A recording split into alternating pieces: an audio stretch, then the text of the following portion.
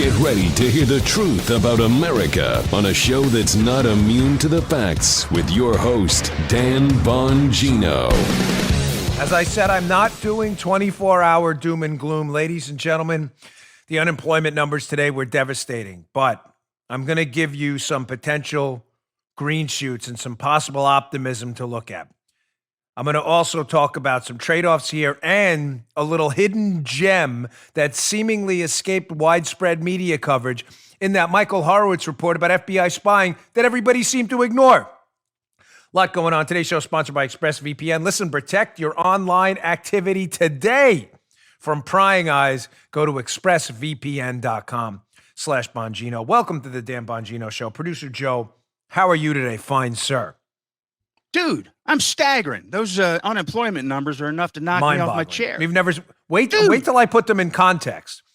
When I put them in context to the last significant economic dislocation we had in the Great Recession to see how bad those numbers are. But I got an email from a listener yesterday, and she said, listen, I'm having a hard time with all this bad news. Brighten my day up a little bit. I promise. I promise I'm going to do that for you, Joe, for Paula, and all the listeners out there today. So there you are. All right. Today's show brought to you by our friends at Bravo Company Manufacturing. Ladies and gentlemen, rocking their shirt today. Love their shirts. When our founding fathers crafted the Constitution, the first thing they did was ensure the rights of the individual to share ideas without limitation by government. You know how strongly I feel about free speech? You know how strongly I also feel about individual liberty, personal responsibility, and the Second Amendment. Ladies and gentlemen, now is the time. I have a story later in the show about the exploding sales in firearms, but folks, if you're in the market for a firearm now, please check out BCM, short for Bravo Company Manufacturing. They make the finest firearms out there. I have a couple. Sorry, just ate before the show. Because BCM believes in the same level of protection should be provided to every American, regardless if they're a private citizen, a law enforcement professional, or a member of our military. Here's the deal. Ladies and gentlemen, if you're looking for a sporting rifle, that's fine. But you're going to have to go elsewhere. That's not what Bravo Company makes. Bravo Company makes life-saving rifles and life-saving equipment. These are not sporting rifles. That's because they assume when a rifle leaves their shop, it'll be used in a life or death situation by a responsible citizen, law enforcement officer, or soldier overseas. Quality is all that matters to them. Every component of a BCM rifle is hand-assembled and tested by Americans in Heartland, Wisconsin to a life-saving standard. I picked mine up at the Federal Firearms dealer years ago. They could not say enough about the quality of Bravo Company Manufacturing Rifles, BCM for short. To learn more about Bravo Company Manufacturing, head on over to BravoCompanyMFG.com. That's BravoCompanyMFG.com, like Mary, Frank, George. BravoCompanyMFG.com. Need more convincing? Find out more about BCM. Go look at their YouTube channel too. YouTube.com/Bravo Company USA. All right, Producer Joe, let's go. Here we go, bro. Where's the bell? You didn't hear it? It's flashing. No, I didn't hear it. You got to give me a verbal No kidding. ding. I can't start the show. Here we go. The ding, ding, ding. There it is. You got to look into that. We need the show. That's our trademark. I checked it before the show, dude. Man, this is weird. Well, you checked it wrong. Sorry, buddy. All right, let's get the bad news out of the way. I love Joe. People love you, Joe. Anything that seemed like a slight, I get 1,000 emails. Stop. I'm not making fun of Joe. Joe's my buddy. No. Folks, seriously, you okay over there? You having another? Our balls can't change back. That kid's there. Now I can see myself. I want to get the bad news out of the way first. The numbers today, the weekly unemployment claims numbers were devastating. This is on top of the 3 million last week. Numbers came out a little while ago. 6.6 million new unemployment claims. Ladies and gentlemen, that number is staggering. Honestly, a number like that is so large, it's hard to put your arms around unless it's put in context of what this really means. We know it's bad. The question is not bad. The question is, how bad is it? And the answer is really bad. Put this in context, right? 1982, we had a stock market crash. The previous high in weekly unemployment claims before that, remember, we had 6.6 million this week. The previous weekly jobs claims high in modern American history was 695,000. Oh, my gosh. I know. The Great Recession, we just had 2008. The most amount of unemployment claims, the largest number we had in a week, 665,000. Put this in context now. You had more unemployment claims in a day this week, in one day, this week than you had during the worst week of the Great Recession. Now, before we get to the good news, and I promise, stay tuned, there will be some good news, and we do have some other stories today for you as well. I'm done. I'm done playing the BS media games. I'm done playing the liberal narrative. Here are the conspiracy theorist hoaxsters on the liberal left. The conspiracy theorists, remember the collusion gators and the quid pro quo Ukraine gate? Remember those folks? These are the same people who want to dictate the terms of the conversation. You're getting a double-barrel middle finger from me. I'm going to start asking the questions you refuse to ask right now. Ladies and gentlemen, everybody's suggesting to you that if we don't continue this shutdown, you have blood on your hands, you can plant a big wet one on my ass. I'm sorry. Believe me, this has kind of like been a thing around here lately too. We've been. Yeah. I'm not playing your games. It's now clear that people out there are terrified of this conversation. They want you panicked and in hysterics 24 hours a day.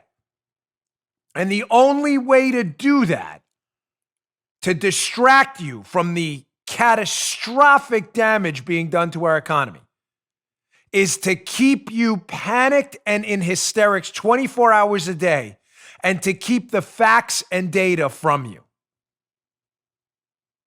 Do you understand what I'm saying? Please, with a wink and a nod, tell me you understand what's going on in the media right now. Oh, yes. They do not want any conversation about trade-offs that occur in everyday life happening right now. Ladies and gentlemen, every single day of your life, you deal with pathogens, danger, the potential for road accidents, the potential for an airline accident, every single day.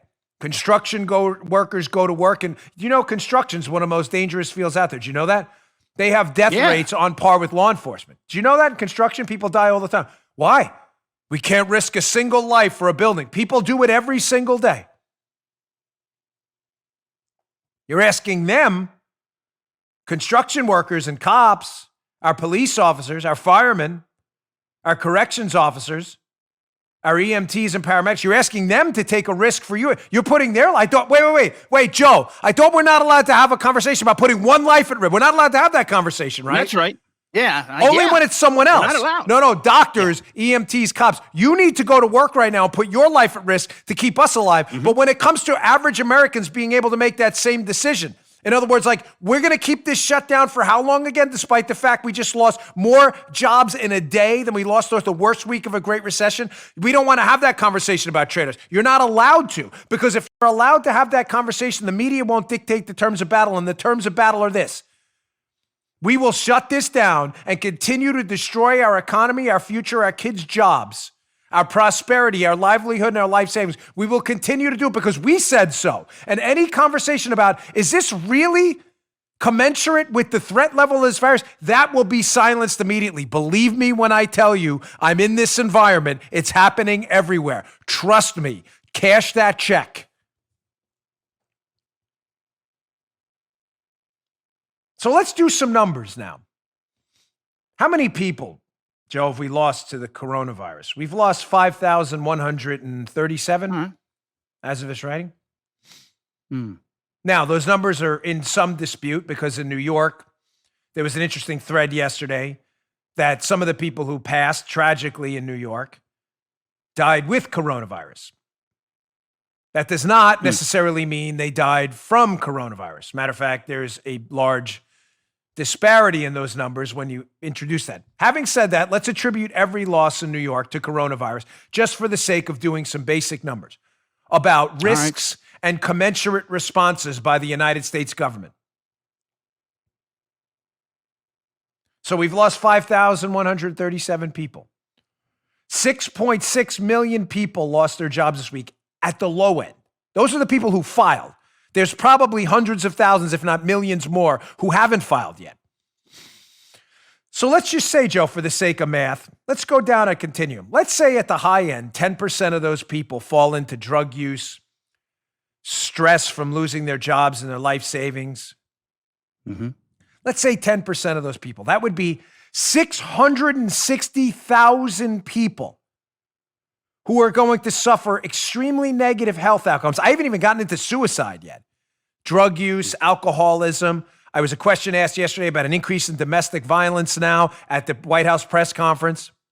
People whose lives are unquestionably being put at risk from this severe economic strain, impairing their ability to take care of themselves. You say, Dan, that sounds like a lot, 10%. Fair. I agree. That does sound like a lot. Mm-hmm. Let's say 1% of those people. Probably a little closer to reality, 1%. Let's be optimistic. Let's say, Joe, only 1% of these 6.6 million people unemployed this week fall into alcoholism, drug use. There's incidents of domestic violence. Let's say, again, stress imposed on their, we know stress can kill you if you have a heart condition, blood pressure. Again, we're not even getting into suicide. We know those increase in times of economic malaise, despite the mainstream media's persistent lies on that, because we do facts here, unlike the media, which lies to you. That would be 66,000 people. You may say, Dan, I'm a media hack and I love to lie to people. 1% of people unemployed could suffer some negative health outcome from it, potential death. That sounds too high too. Let's go with 0.1%. Dude. Of those 6.6 million people. That would be 6,600 people suffering and potentially dying as a direct result of the severe stress imposed upon them because their livelihoods have been blown away. That's 0.1%. That's 6,600 people. We've lost 5,137. Let's not have that conversation, though. Because liberal Amtrak corridor, bubble-dwelling losers and morons who sit there in their mommy's basement with their s'mores, with their media friends whose jobs are secure because they write anti-Trump articles 24 hours a day, which sell like clickbait to dopey liberals out there who suck them up like a Hoover. Their jobs are fine.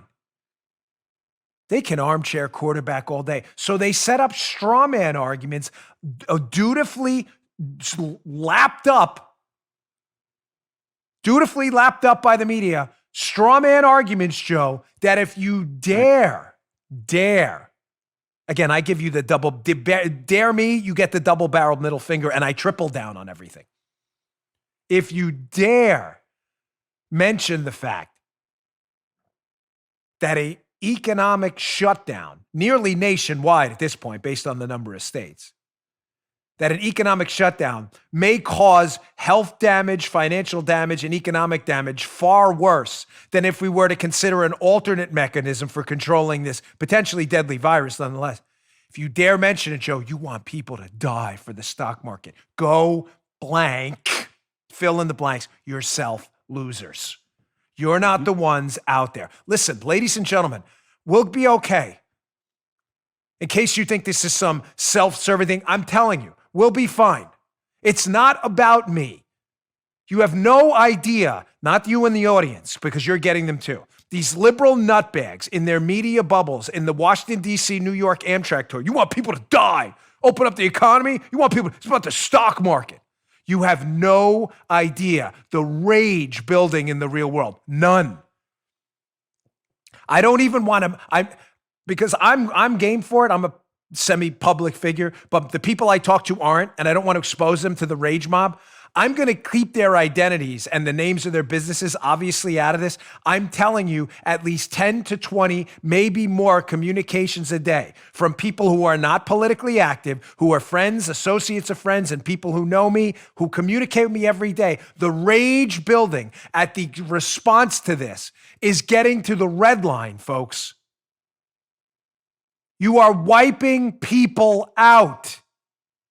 Wiping them out. Because you're listening to teenage bloggers at Mediaite and Media Matters who've never had real jobs. I'm not kidding. Who have never had actual jobs. Some of them are interns in their third year of college, writing articles anytime someone mentions, is this trade-off really a good idea? Wiping people out for generations over a virus we're not even sure yet what the actual fatality rate is. Is this a good idea? If you dare ask it, teenage bloggers with their s'mores in between porn sessions in the basement are writing articles. They want people to die for the stock market.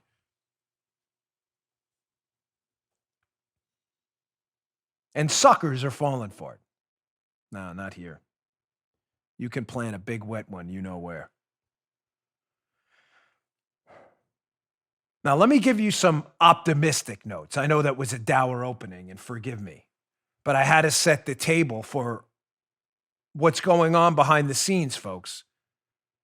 The pressure to tote the line, if you know what I mean. Yeah. And don't read too much into that I'm talking about in the overall media ecosystem. The pressure to toe the line, shut it down, or you want people to die, I'm telling you, is overwhelming. And anyone who dares ask questions, is immediately attacked by vultures, which only incentivizes me to triple and quadruple down. Let's give you some good news. There are some potential green shoots here. Again, a guy last night who dared to go on Laura Ingraham. He was on before me. I'm not kidding. I was sitting right here. I just moved the microphone. I move it away when I do Fox and I change the background. I was on Laura Ingram's show last night on Fox, and right before me was a Dr. Stephen Smith. Here's the optimistic note.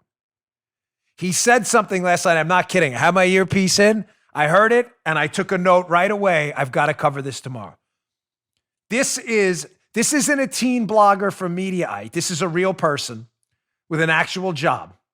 He's an infectious disease expert, apparently with deep credibility in the field, a medical doctor who was on Ingram last night and said something incredible about how we could be turning the corner right now on this thing. And yet again, if you don't do 24-hour hysteria on the news, this story was largely ignored. And even worse, the liberal teenage bloggers on the left attacked this guy for saying this. Check this out. Now you actually have an intra-cohort comparison saying that this regimen works. And I'll get some real statisticians besides my sons to look at that. Dr. Smith, thank you for all the work. You and I and our medicine cabinet of folks and all your colleagues. Thank you. Laura, I think this is the beginning of the end of the pandemic. I'm very serious. I have goosebumps. I'm not even kidding. When I heard that last night, I almost got choked up. This is a serious professional, medical professional in the field of infectious diseases on a major cable channel talking about the use of hydroxychloroquine as a game changer and says he believes from his experience that this may in fact be the beginning of the end. Now, it was only moments before the teenage blogger losers at Media Matters, working for $2 an hour, attacked him on Twitter immediately because these are the scum of the earth. They are a wart on the ass of humankind, these people. I'm not kidding.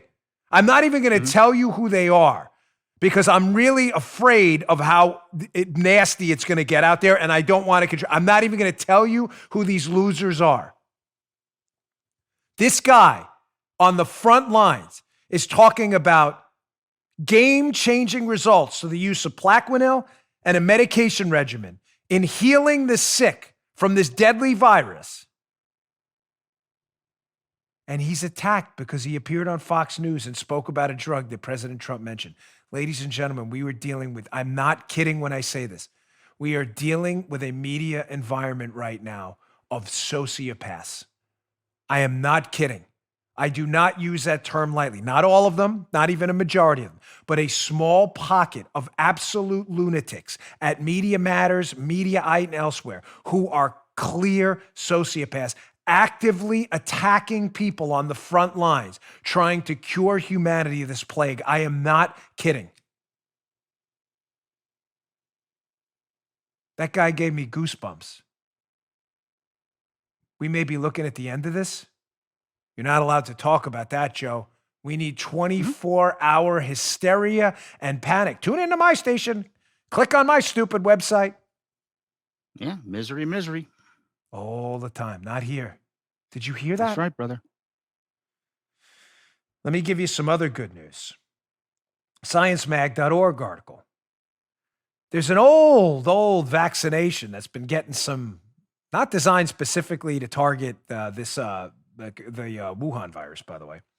Yeah. But this old vaccination for tuberculosis, BCG, that's been written about pretty extensively over the last few days. We just put it in Twitter, BCG. You'll see these articles. Here's one from sciencemag.org. Can a century-old tuberculosis vaccine steal the immune system against the new coronavirus? Ladies and gentlemen, they're finding out this BCG vaccine, which is decades old, may provide weeks-long protection against infection from the Wuhan virus. Folks, this is one, I can't even go through the list of potential treatments. We could be turning the corner on this right now, but you're not going to hear that because the left needs 24-hour hysteria. I'm going to talk about this too from behind the scenes, why they're doing this. Some people may not like this commentary, but that's good, man. All right. Yeah, you ought to, man. I think you know where I'm going with this. Yeah, I do. So that's more good news, Joe. Multiple treatments out there may be turning the corner on this. Here's another thing. They're developing antibody tests. Antibodies, proteins human bodies produce in response to a specific pathogen that work like keys in a lock against that pathogen. They lock onto the antigen. Basically, you produce these antibodies specifically to very specific infections. And when you have these antibodies, when that pathogen invades your body again, they wipe them out instantly. Your immune response is how vaccines work. Listen, ladies and gentlemen, you don't have to be an epidemiologist or virologist to explain the basic, pharmacokinetics of how these things work. It's pretty simple. If you have the antibodies, you will likely not get reinfected. There are tests for the antibodies. In other words, Joe, there are probably a boatload of people out there who have been infected with the coronavirus because we know up to 25% of them don't show symptoms, who don't even know they were infected, who are probably now immune to reinfection. That would be good to know, no? Yeah. Nurses, frontline, you're immune. I would want to know that.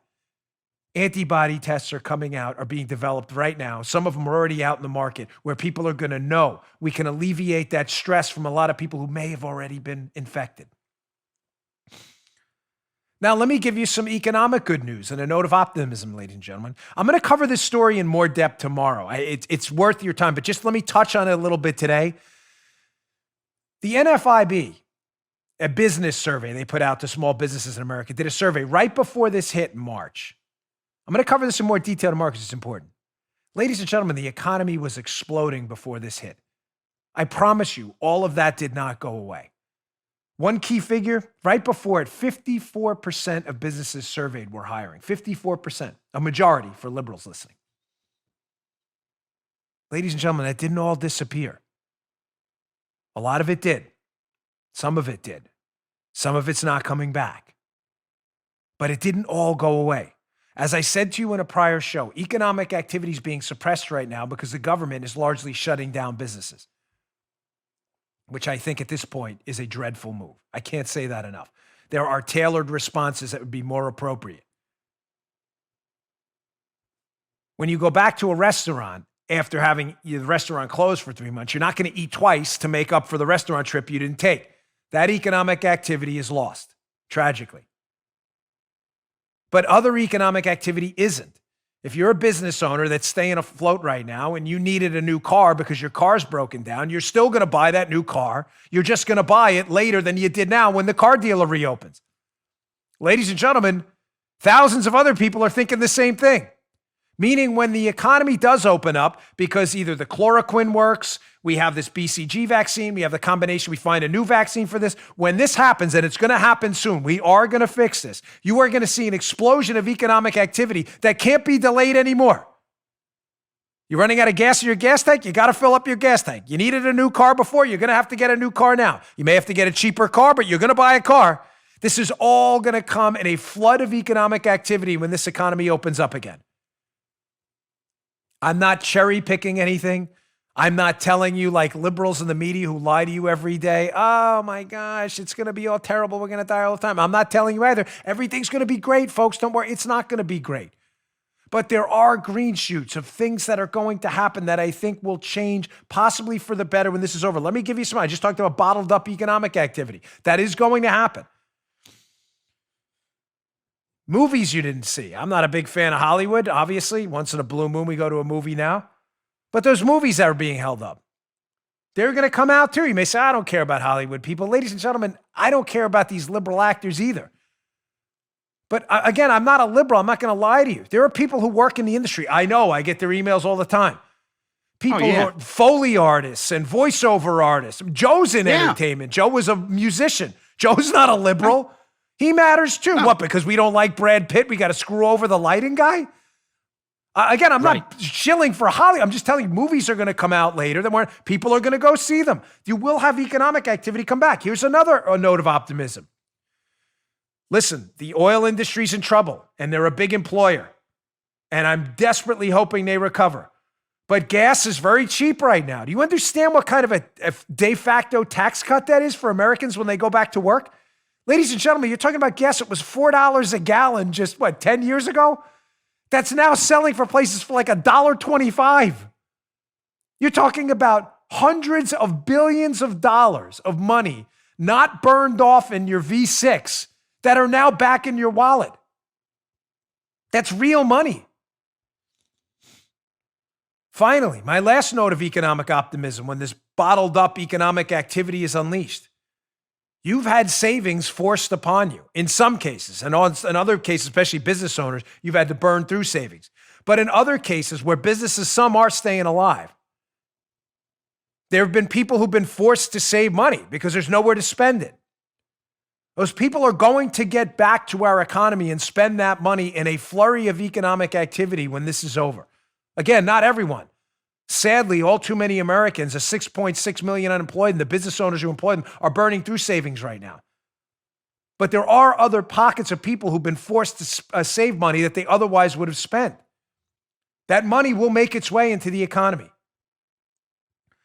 Folks, I'm not here for Pollyanna BS. I'm not here to spin your wheels, and I'm not here to waste your time. I'm just not doing 24-hour doom and gloom all the time. I'm not. I refuse. We're going to fix this. That doctor who I trust over liberal Amtrak corridor losers is saying we're turning the corner. I'll take his word for it. All right, I've warned you repeatedly.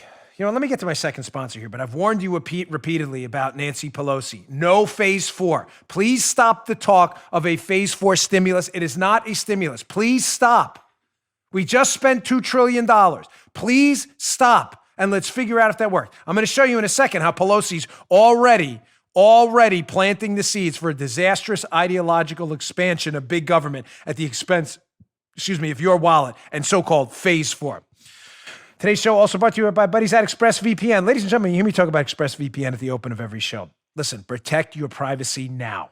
Protect your privacy and security online. It is important. Here's something you may not know. You can also use ExpressVPN to unlock movies and shows that are only available to other countries. Listen, we know ExpressVPN is the best way to protect your online privacy from prying eyes. But did you know that you can unlock movies and shows that are only available in other countries? It's pretty cool. We've tried it.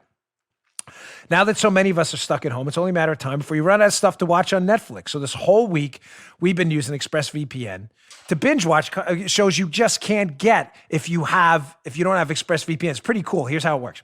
You fire up ExpressVPN app, change your location to the UK, refresh Netflix, and boom, golden. See, ExpressVPN hides your IP address and lets you control where you want sites to think you're located. You can choose from almost 100 different countries. It's really cool. I figured it out. That's saying a lot. It's really that easy. You can think about all the Netflix libraries you can go through. You like anime? Use ExpressVPN, access Japanese Netflix, and be spirited away. But it's not just Netflix. ExpressVPN works with any streaming service, Hulu, BBC iPlayer, YouTube, you name it. Listen, there are hundreds of VPNs out there, but the reason we use ExpressVPN here to watch shows and to work and to keep our online data private is because it's ridiculously fast. There's no buffering or lag. Stream in HD, no problem, lickety-split. ExpressVPN is also compatible with all your devices, phones, media consoles, smart TVs, and more. Watch what you want on a personal device or on the big screen wherever you are.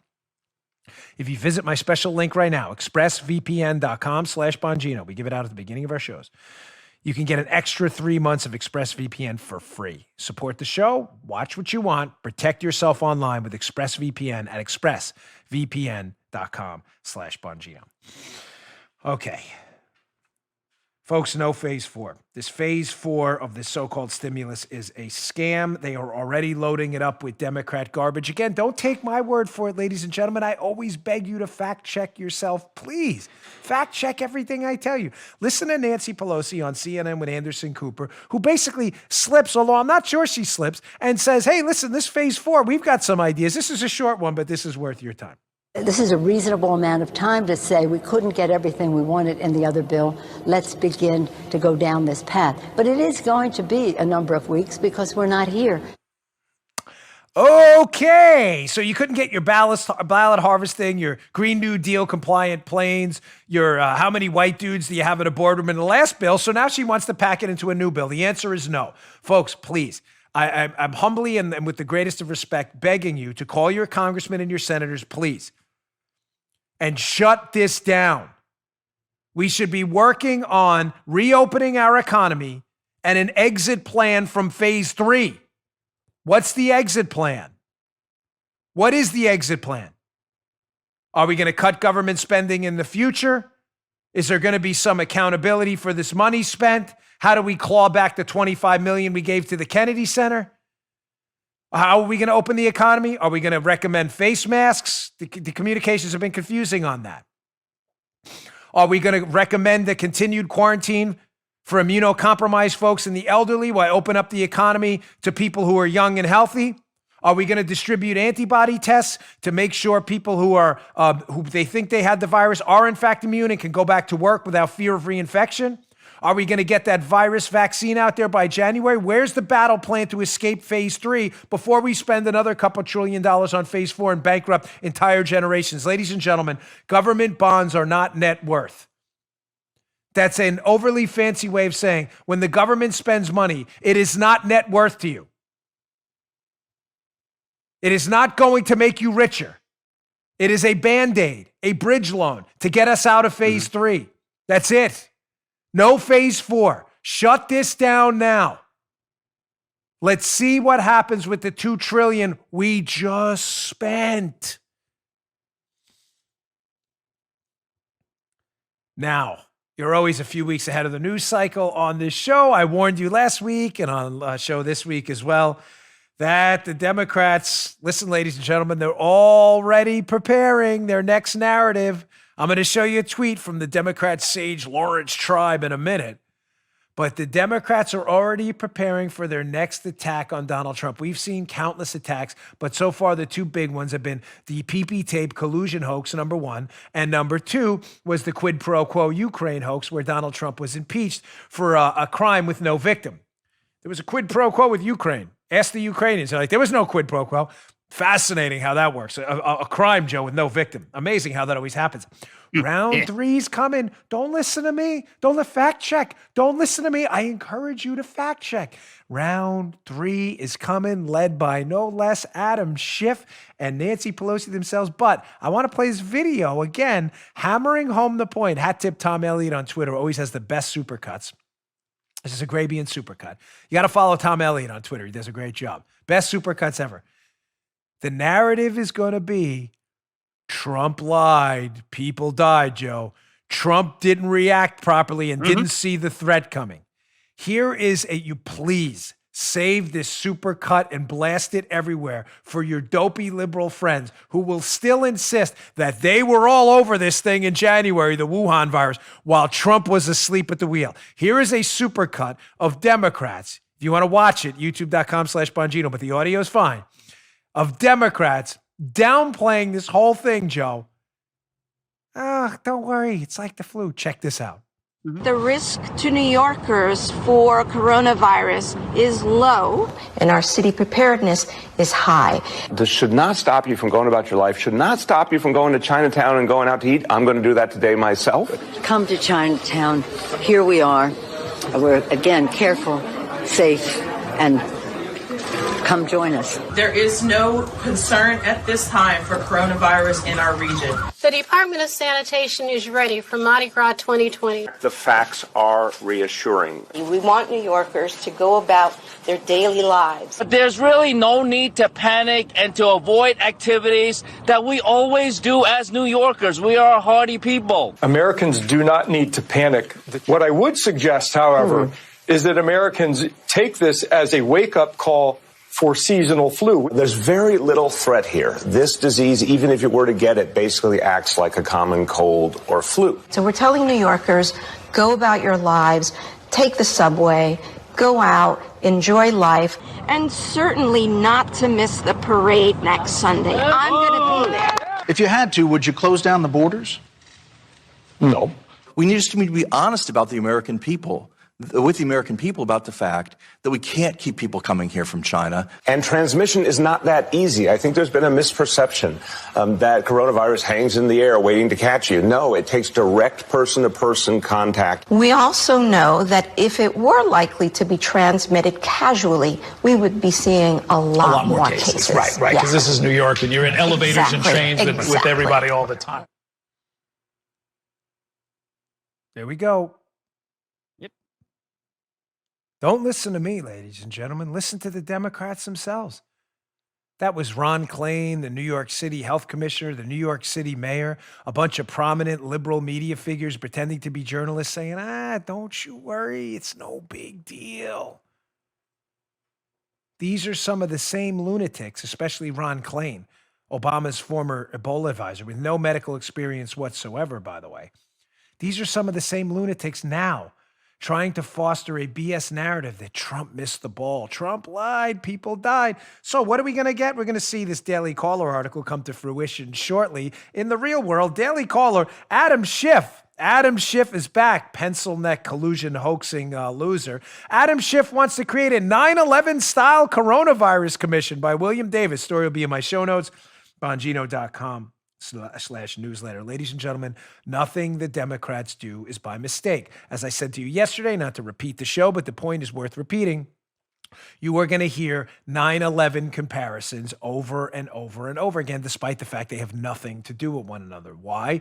Because obviously the Democrats can use that to garner public support for an investigation into what happened, despite the fact that even if they do that investigation, what they find might not be so nice about the Democrats. Wait till the Republicans get their shot and start replaying that supercut. Not going to look so good, is it? Now, if you want, just don't, if you're going to follow this guy, I mean, listen, I'm not lecturing anybody, but don't say anything nasty because he'll block you and then you'll miss the ball. Here's Lawrence Tribe. If you ever want to find out and get weeks in advance heads up about BS liberal media narratives, in other words, the story they're going to tell you in the coming weeks, it's nonsense. Go to this guy. Here's Lawrence Tribe. This is where I get all my, he's probably going to block me after. This is where I get all my good stuff. This is Nancy Pelosi's buddy. He's at Tribe, TRIBELAW. Again, don't say anything nasty because they'll block you, and you don't want that. Here is him yesterday on April 1st. Tweeting this, showing you again, they're already preparing the narrative. What I told you, Trump lied, people died, and he stopped Democrat states from getting the assistance they needed during the Wuhan crisis. Quote, Lawrence Tribe, to the limited extent the federal government is stepping up, it's clearly letting partisan politics shape which states get their share of the medical needs met. Oh, here we go. That's an outrageous abuse of presidential power. It must be exposed. It must stop. Ladies and gentlemen, Lawrence Tribe is a lunatic. He is making this up out of whole cloth, and he knows it.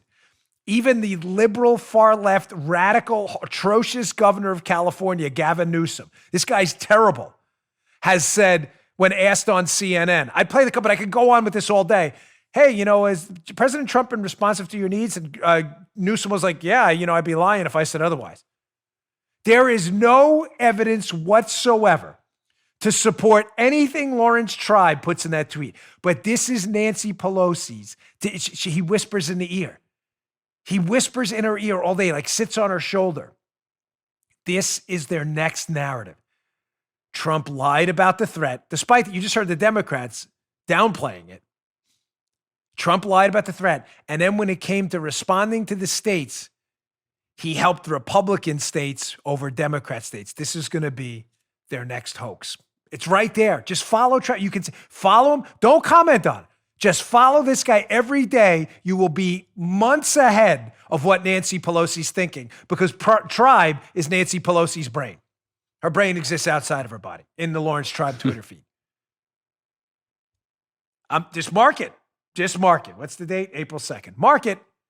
Just mark it. Have we ever been wrong on this stuff? Nope. Not yet. All right, moving on. This is a must-watch, if there ever was a must-watch.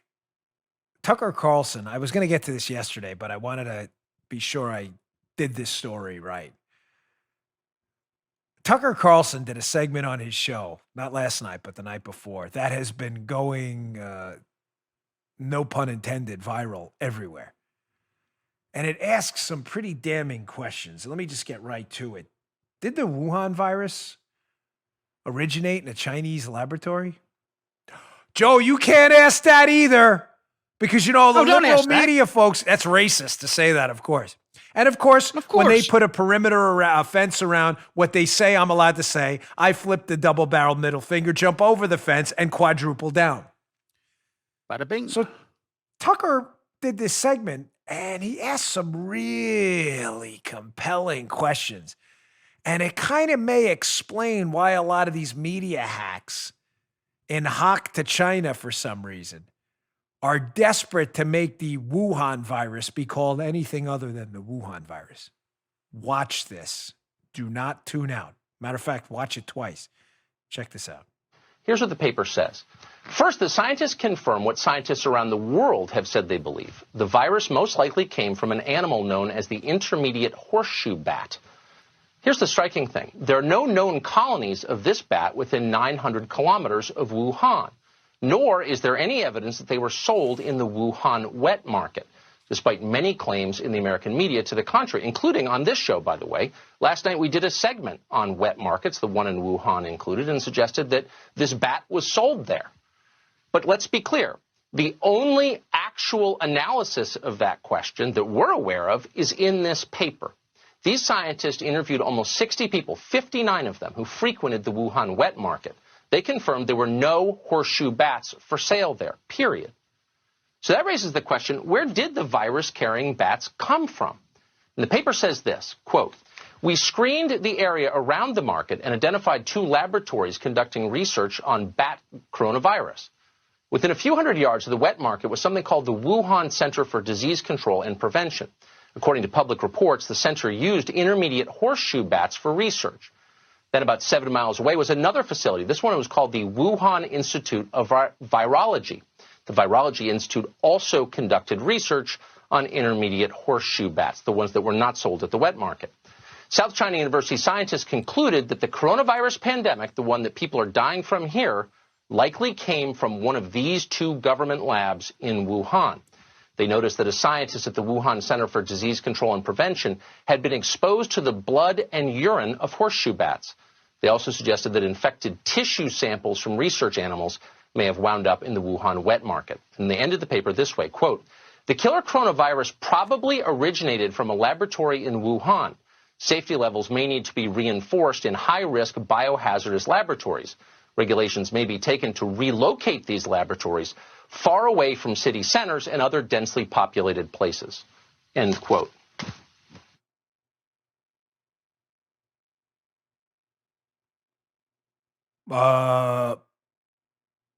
Now, Tucker was clear at the beginning of the segment. In the interest of time, I couldn't play the whole thing. The whole segment's over 8 minutes long. That he can't verify the report, and Fox can't. They haven't been able to verify that report from China, by the way. He was clear about it. Neither can I. I don't know people from that institute. But don't you think that's a question worth asking? I'm just going to put that out there because I thought we were doing journalisming. Investigative report. So there's a paper out there you're suggesting may not be real. We don't know. The information may. There's a paper out there suggesting that a Chinese lab, that this virus may have escaped from a Chinese lab, and nobody. You can't ask that. That's racist. You can pound sand. Not interested in your commentary, but thanks. Have a nice day. And by the way, the more you tell us not to talk about it, the more we will talk about it. What we always do on this show. Remember how well that worked for you with Spygate. You're not allowed to talk about that. You're a conspiracy theorist. Yeah, 2 best-selling books later and probably 600 episodes on it. You see how well that free speech suppression thing worked for you, libs. Good job. No, we'll continue to ask questions. I have an interesting article in PJ Media about this segment, too, today in the show notes. I strongly encourage you to check out. It's definitely worth your time. Did COVID-19 originate in a Chinese lab? And why is it crazy to ask, by Jim Treacher? Check it out. It's about that segment. You know, it'd be interesting here if we had a timeline put together. It's a quickie timeline of exactly what happened with the Wuhan virus. Oh, National Review to the rescue. Jim Garrity. The comprehensive timeline of China's COVID-19 lies. Now, I'm not going to go through the entire timeline. I picked 3 screenshots from it. But ladies and gentlemen, when you take it to the fact that there's some suspicion that this virus may have originated with this horseshoe bat that exists in these labs apparently only, and is not native to that area of Wuhan, we'd kind of want to know the timeline and maybe why media people are parroting Chinese propaganda that don't you dare call this the Chinese Wuhan virus that came from Wuhan in China. Well, we'll call you a racist. And then media figures in the United States, Pravda media figures, pile on. Let's look at this timeline. Let's go to screenshot 1 from this piece. Again, in the show notes, and worth your time. December 6th is the symptom onset date of the first patient identified, patient 0. 5 days after illness onset, this patient's wife, a 53-year-old woman who had no known history of exposure to the wet market, also presented with pneumonia and was hospitalized in the isolation ward. In other words, as early as the 2nd week of December, Wuhan doctors were finding cases that indicated the virus was spreading from one human to another. Key point. First week in December. December 21st. Wuhan doctors begin to notice, quote, a cluster of pneumonia cases with an unknown cause. December 25th, Christmas. Chinese medical staff in 2 hospitals in Wuhan are suspected of contracting viral pneumonia and are quarantined. This is additional strong evidence of human-to-human transmission. It goes on. The timeline continues. Again, this National Review piece, worth your time. Sometime in late December, Wuhan hospitals noticed an exponential increase in the number of cases that cannot be linked back to the Hunan seafood wholesale market, according to the New England Journal of Medicine. December 30th, a hero, Dr. Li Wenliang, sent a message to a group of other doctors warning them he has since died and been disappeared, warning them about a possible outbreak of an illness that resembled SARS, urging them to take protective measures against infection. December 31st, listen to this. The Wuhan Municipal Health Commission declares the investigation so far has not found any obvious human-to-human transmission and no medical staff infection. A lie from China. This is the opposite of the belief of the doctors working on patients in Wuhan and 2 doctors who were already suspected of contracting the virus. January 1st. We'll leave it here. Also that day, after several batches of genome sequence results had been returned to hospitals and submitted to health authorities, an employee of one of the genomics companies sequencing this virus received a phone call from an official at the Hubei Provincial Health Commission ordering the company to stop testing samples from Wuhan related to the new disease and destroy all existing samples. Ladies and gentlemen, this sounds like a horror movie. Okay. This is the last paragraph. According to a New York Times study of cell phone data from China, now we know, January 1st, we know the Chinese Communist Party suppressing human-to-human transmission. We know doctors are infected, and we know this is a mass outbreak. New York Times reports, as on January 1st, according to cell phone data, while this is raging in Wuhan, and Nancy Pelosi is getting ready to sign her impeachment articles, 175,000 people leave Wuhan that day. According to global travel data research, OAG, 21 countries have direct flights to Wuhan. In the first quarter of 2019, for comparison, 13,267 air passengers traveled from Wuhan, China to destinations in the United States, or about 4,422 per month. The U.S. government would not bar foreign nationals who would travel to China from entering the country for another month, while the Democrats were calling it racist. Now you see how a global pandemic starts? Lies, deceit, cheap, garbage political infighting in the United States using identity politics, Communist Party thought suppression and speech suppression, doctors disappearing, labs being suspected, a novel coronavirus we haven't seen before, no herd immunity, no vaccine. If you had a series of potential bad data points to all put together in one bucket at the same time to create a global crisis, this was it. That timeline is horrifying. 175,000 people left the hot zone while the Chinese government, the Communist Party, was lying about human-to-human transmission. Do you have any idea how many lives were put at risk? Now, you may be, wondering why we're getting false information from our media every day. Probably not if you're watching my show. You know they're a bunch of lying hacks. But the media has been all too eager to crap all over America like they always do and say, America leading the world in infections, which is nonsense, by the way, when you do it per capita like they do everything else. We are not leading the world in infections. And they're also eager, Joe, to say, well, we've had more infections here with the Wuhan virus than China. Not so much. Let's check out this legal insurrection piece again in the show notes, where you're seriously in the media relying on the Chinese Communist Party's intelligence after what I just told you and laid out in that timeline? Mary Chastain, legal insurrection. Shocker. U.S. intelligence says China underreported cases and deaths related to Wuhan coronavirus. But don't worry, media people. Keep parroting the talking point that the United States is so dreadful and awful and President Trump, and we are, in fact, leading the world in infections, despite the fact that we know the Chinese have lied from day one. You keep it up. We know whose team you're on, and it isn't ours. We all get that. That's why your approval rating for the media is 0. 0. It's like subterranean. Because we know you're liars.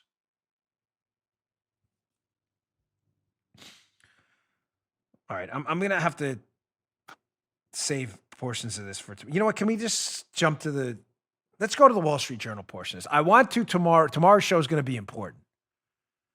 I want to set up for you. Hat tip to audience archivist Judy, by the way, who sent me over some stuff I did and some New York Times stuff. I want to go over tomorrow. It's going to require a little bit of setup.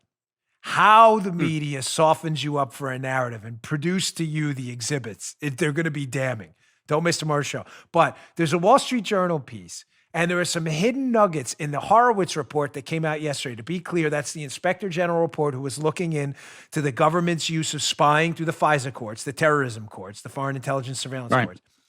And I reported to you yesterday that in a limited subset of cases the Inspector General looked at, they found out that the FBI's use of the FISA courts to spy on people, the entire process is broken. In cases there was no evidence file, but there were some other nuggets in here, ladies and gentlemen, shockingly, that are even worse. Wall Street Journal editorial board this morning. The Federal Bureau of Inaccuracy. The Justice IG finds even more abuses of wiretap applications. Yes, it gets worse. So yesterday I told you that Horowitz, looking into the FBI's spying process using these courts, looked at 25 cases of FISA court warrants for spying applications. 4 of them had no Woods file at all, meaning no file documenting, that's what the Woods file is, the file documenting their evidence. They couldn't even find the file in 4 cases. 3, they said it probably didn't even exist at all. And in the other 25, they found gross inaccuracies about the evidence the FBI was using to spy on people. Kind of a big deal. You'd think this would be a big media story. No, no. It actually didn't even make it onto a lot of mainstream media channels, which was shocking. You may say, Dan, how does it get any worse? They picked 25 spying cases and all of them had problems? Oh, it does get worse. Look at this from the Journal today. I saw this in the report yesterday. I was going to put it, but I'm running out of, there's so much going on. Quote, the Inspector General found the FBI's oversight mechanism to ensure the Woods file accuracy were also lacking. So wait, hold this up for a second here. So not only did they find problems with the files they looked at, Joe, then they followed they asked the FBI, do you have an oversight process for checking into why you're spying on people? They said, yeah, we've got this oversight process. So then they looked into the oversight process, and that was messed up too. Listen to this. FBI policy requires lawyers and FBI field offices and the DOJ's National Security Division, Joe, to perform an annual accuracy review of a set number of applications. Okay, so the Bureau picks these spying warrants and says, hey, are these accurate? No, it sounds legit. Not so much. The IG discovered that in all of these reviews, the field officers are given advance notification of which application will be requested, allowing them to spruce up those files for inspection. What? Holy moly. So listen, Joe's not my employee. He works with me, the contractor. But can you imagine if like Joe had worked for me? Like he's my employee, like full-time guy, and he's in our studio here, whatever. And I say to him, we're going to conduct random reviews of Joe's work product, right? Well, people do that all the time. It's quality check Joe's Adobe Audition files.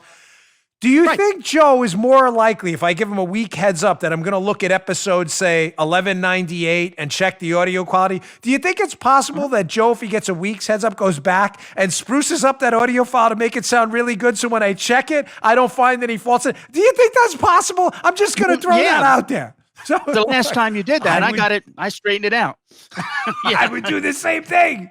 I would do the same thing. If I worked for Joe and Joe said to me, listen, I'm thinking about putting your show on 5,000 terrestrial radio stations around the world, but we're going to do a random check. Here's a hint. We're going to look at episode 1198. I go back to 1198 and start adding extra material tomorrow. There you go.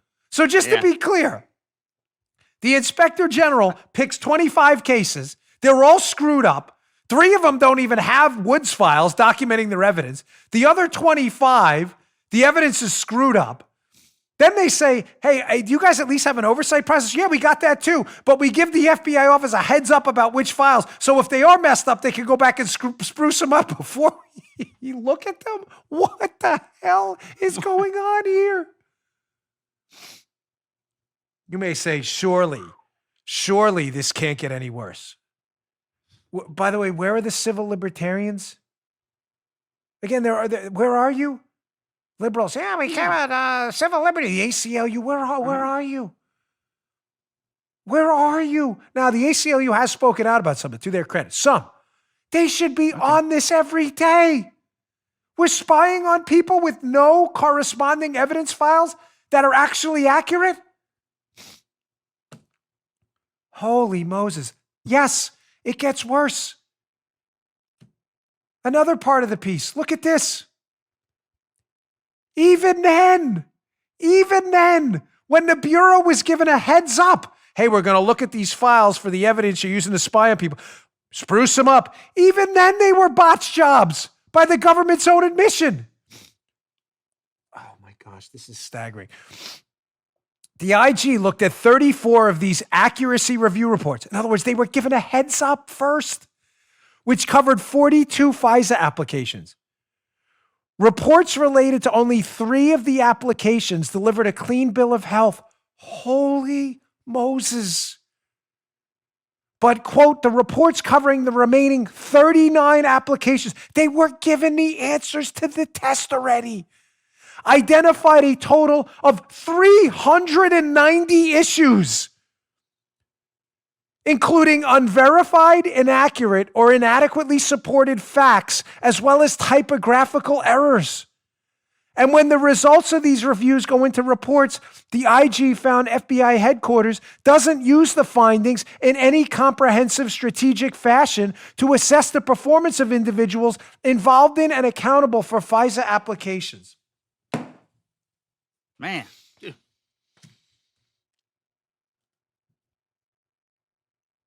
This is incredible. This is incredible. This is only one of the biggest stories of the decade, that we've been using a secret court to spy on people with a documented procedure that's been largely ignored by the FBI. And even when given the cheat sheet ahead of time to spruce up the files they're going to look at, they still found 390 errors out of 39 reports. This is incredible. But don't worry, media types. Keep up with your narrative out there that this is a pattern and therefore they weren't specifically targeting Donald Trump. Two totally different stories that the deceptive Pravda gaslighting media, the Charlie Savages and Adam Goldmans of the world, the New York Times. Two totally separate stories. They've geniusly tied together in a mosaic story to lead you to believe that because the FBI screwed up on other FISA applications, that don't you worry. That story means they weren't targeting Donald Trump. I'm going to tomorrow show you Charlie Savage and Adam Goldman exactly what they did, how they tied together this story to the Trump story and made it seem like it's the same thing. Same problem, not the same narrative. And how they did it and how they were prepping you as early as February. Don't miss tomorrow's show. All right, ladies and gentlemen, thanks again for tuning in. I will get to that gun story tomorrow, too. Paul Bedard, Washington Examiner, gun sales, firearm sales are through the roof. Through the roof. But don't worry, take liberals' advice. You don't need to protect yourself. Don't you worry. Clearly, everybody's giving them the double-barrel middle finger, too, and saying, I'll do my own thing. Thanks. You guys really aren't good for preparedness advice. Please subscribe to my YouTube channel, youtube.com/Bongino, and subscribe to our audio show on Apple Podcasts. It's all free, but it really helps us move up the charts. We've been top 10 on Apple for 2 weeks now. Yep. Thank you very much. Go to Apple Podcasts, subscribe to the audio show. It's all free. Helps us move up the charts. Really appreciate it. See you all tomorrow. You just heard The Dan Bongino Show. You can also get Dan's podcasts on iTunes or SoundCloud. And follow Dan on Twitter 24/7 @DBongino.